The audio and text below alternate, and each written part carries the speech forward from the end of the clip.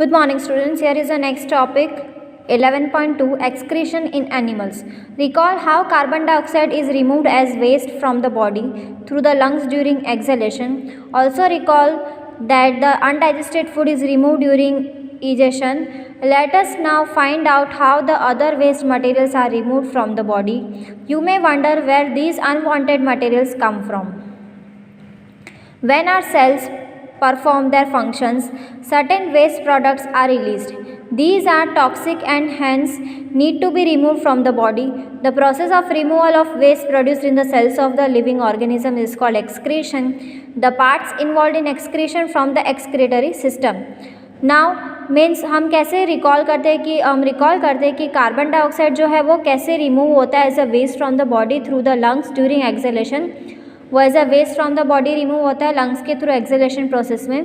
Also recall that undigested food is remove during the egestion. जब egestion का time होता है तब कैसे अनडाइजेस्टेड फूड जो है वो बाहर आता है हमारे बॉडी वेस्ट के through. Now let us find out now how the other waste materials are remove from the body. जो दूसरे वेस्ट मटेरियल्स है वो हमारी बॉडी में से कैसे निकलते हैं. You may wonder where these unwanted materials come from. Now when are cells perform their function, जब सेल्स जो है अपना फंक्शन परफॉर्म करते हैं, certain waste products are released. These are toxic and hence need to be remove from the body. और ये सारे क्या है, टॉक्सिक है जो कि हमें रिमूव करने की ज़रूरत है हमारे बॉडी से. The process of removal of waste produced in the cells of the living organism is called excretion. और ये सारे जो लिविंग ऑर्गेनिजम्स हैं जो वेस्ट के थ्रू हमारी बॉडी के सेल्स के थ्रू बाहर आते हैं उसे हम एक्सक्रीशन कहते हैं. The parts involve in excretion from the excretory system. ऐसे पार्ट्स जो कि इन्वॉल्व होते हैं एक्सक्रीशन में उसे हम एक्सक्रीटरी सिस्टम कहते हैं. So excretory system in humans, the waste which is present in the blood has to be remove from the body. ऐसा वेस्ट जो कि ब्लड में प्रेजेंट है उसे भी हमें बॉडी से रिमूव करना ज़रूरी है. How can this be done. A mechanism to filter blood is required. एक मैकेनिज्म की ज़रूरत होती है जिससे कि हमारा ब्लड जो फिल्टर हो. This is done by the blood capillaries in the kidney. और हम ये ब्लड कैपिलरीज किडनीज के थ्रू कर सकते हैं. व्हेन मतलब होती है when the blood reaches the two kidneys it contains both useful and harmful substances.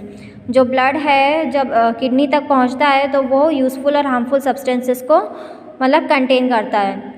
अब the useful substances are absorb back into the blood. जो यूजफुल सब्सटेंसेस है वो वापस से ब्लड में एब्जॉर्ब हो जाते हैं. The waste dissolve in water and are removed as urine. जो वेस्ट होता है वो वाटर में डिजॉल्व होकर वो यूरिन के थ्रू बाहर आ जाता है. From the kidneys the urine goes into the urinary bladder. जो किडनीज के थ्रू जो यूरिन है हमारे यूरिनरी ब्लैडर के थ्रू बाहर आता है. Now you can see here this is the kidney, these two are kidney, this is ureter, this is urinary bladder, urethra, urinary opening. Now human excretory system, tube like ureters, it is stored in the bladder and is passed out through the urinary opening. वो urinary opening के through pass out होके open होता है. At the end of a muscular tube called urethra, muscular tube urethra, the kidneys, ureters, bladder and urethra from the excretory system. An adult human being normally passes about 1 to 1.8 liter of urine in 24 hours. एक adult जो है वो 1.1 या 1 litre या 1.8 litre का urine जो है वो 24 आवर्स में निकालता है. The urine consist of 95% of water. उसमें 95% ऑफ वाटर होता है. 2.5% urine and 2.5% other waste products. और 2.5% जो होते हैं वो अदर वेस्ट प्रोडक्ट्स होते हैं. We have all experience that we sweat on a hot summer day. हम सब ने ये एक्सपीरियंस किया है कि हम हॉट समर डे में हमें बहुत ज़्यादा पसीना आता है. The sweat contains water and salts. ये स्वेट में वाटर और सॉल्ट होता है. बूजो has seen that sometimes in summer white patches are formed on our clothes. जब समर के टाइम में वाइट पैचेस जो हैं हमारे क्लोथ्स में बन जाते हैं, especially in areas like under arms. These marks are left by salts present in sweat. और ये सारे क्यों होते हैं, क्योंकि जो सॉल्ट है वो हमारी बॉडी में जो प्रेजेंट है वो स्वेट के थ्रू वो मार्क लग जाता है क्लोथ्स में. Does sweat serve any other function. जो स्वेट है उसे दूसरा कोई फंक्शन भी सर्व करने की ज़रूरत है. So we know that water kept in an earthen pot is cooler. जब हम उसे अर्दन पॉट में रखेंगे, मटके में रखेंगे तो वो कूलर ठंडा हो जाएगा. This is because the water evaporates from the pores of the pot. और वाटर जो है वो पॉट के पोर्स में से इवेपरेट होता है विच कॉजेज कूलिंग. और उस वजह से कूलिंग प्रोसेस होती है. Now here is a page number 128. 11.3 Transport of substances in plants. In chapter 1 you have learned that plants take water and mineral nutrients from the soil through the roots and transport it to the leaves. The leaf prepare food for the plant using water and carbon dioxide during photosynthesis. You also learned in chapter 10 that food is the source of energy and energy cell of an organisms get energy by the breakdown of glucose. आपने chapter 1 में पढ़ा है कि plants कैसे roots के through transport करते हैं, leaves के थ्रू जो फूड प्रिपेयर करते हैं by using water and carbon dioxide during photosynthesis process. So you also learnt in chapter 10 that food is a source of energy and energy cell of an organism get energy by the breakdown of glucose. Energy जो हमें मिलती है वो glucose के breakdown होने से मिलती है. The cells use this energy to carry out vital activities of life. Therefore food must be made available. और food भी जो है वो ज़रूरी होता है to every cell of an organism. Have you ever wondered how water and nutrients absorbed by the root and are transported to leaves? क्या आपने कभी सोचा है कि जो न्यूट्रिएंट्स है, वाटर है, वो कैसे रूट के थ्रू ट्रांसपोर्ट होके रूट के थ्रू कैसे एब्जॉर्ब होके वो ट्रांसपोर्ट करते हैं लीव्स में. So how is the food prepared by the leaves carry to the parts which can not make food. और फूड जो है वो कैसे हम प्रिपेयर करते हैं लीव्स के थ्रू जो कि दूसरे प्लांट्स के पार्ट्स तक पहुंचता है. So transport of water and minerals. Now अब ट्रांसपोर्टेशन कैसा होता है वाटर और मिनरल्स का प्लांट्स में. So plants absorb water and minerals by the roots. Plants जो है वो वाटर और मिनरल्स को एब्जॉर्ब करते हैं. The roots have root hair. Roots में भी रूट हेयर होते हैं like this is root hair. Now the root hair increase the surface area. Root hair जो है वो सरफेस एरिया को इंक्रीज करता है of the root for the absorption of water and mineral. और वो एब्जॉर्ब करता है वाटर को and minerals. Nutrients dissolve in water. Minerals और न्यूट्रिएंट्स जो है वो वाटर में डिजॉल्व होते हैं. The root hair is in the contact with the water present between the soil particles. और रूट हेयर जो है वो वाटर में present contact with the water present जो सॉइल में जो वाटर प्रेजेंट है उससे कांटेक्ट करता है और उसके सॉइल के पार्टिकल से कांटेक्ट करता है. Now can you guess how water moves from the root to the leaves. अब आप गैस कर सकते हैं कि वाटर जो है वो रूट्स के थ्रू लीव्स में कैसे जाता है. So what kind of transport system is present in plants.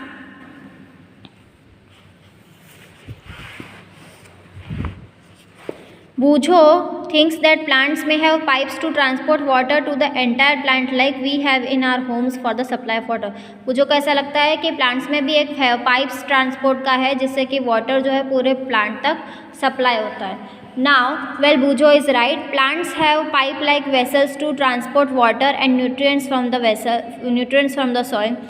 The vessels are made of special cells. ये सारे जो vessel है वो special cells से बने हुए forming the vascular tissue. वो vascular tissue जिसे हम कहते हैं tissue is a group of cells that perform specialized function in an organism. The vascular tissue for the transport of water and nutrients in the plant is called xylem. जो vascular tissue है जिससे कि water transport होता है, nutrient transport होता है वो plant में, that is called xylem. The xylem forms a continuous network of channels that connects root to the leaves through the stem and branches and thus transports water to the entire plant.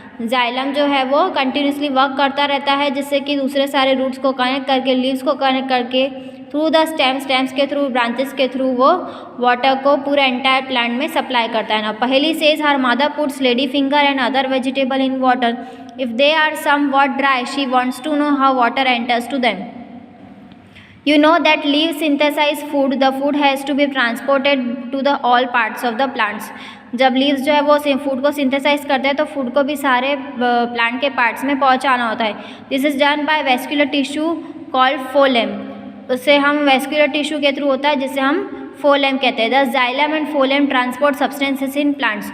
और xylem और phloem क्या करता है सारे substances सारे plants के जो substances है उसे ट्रांसपोर्ट करता है. Now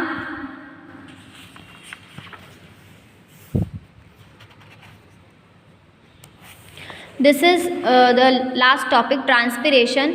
In class 6 you have learned that plants release a lot of water by the process of transpiration.